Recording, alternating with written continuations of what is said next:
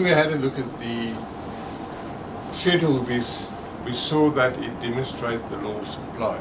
The question now, this curve that we've drawn, does it adhere to or demonstrate the law of supply, stating that the higher the price, the higher the quantity supplied. Now, let's start with a price of 2. Quantity supplied is 4. Now let's assume there's an increase in price from 2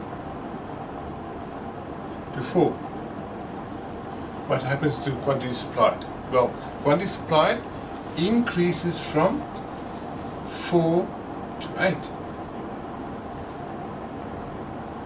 So what do you see? If there's an increase in price, there's an increase in quantity supplied.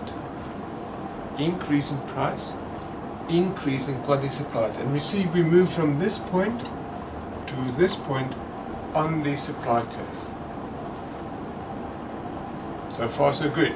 Increase in price, increase in quantity supplied. Now let's take a decrease in price, and we start off with a price of 7 and the quantity supplied is 14.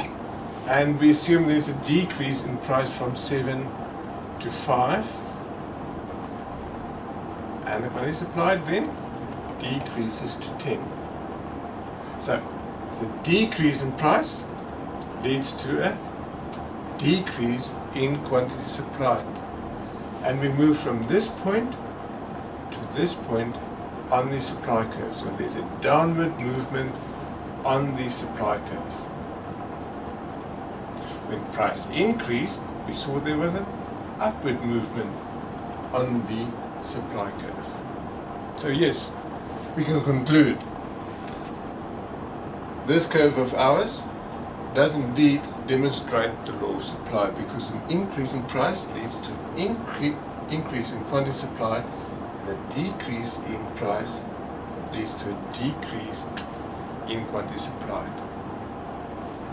And take note, the changes in price, whether it's up or the decrease, lead to movements along the supply curve.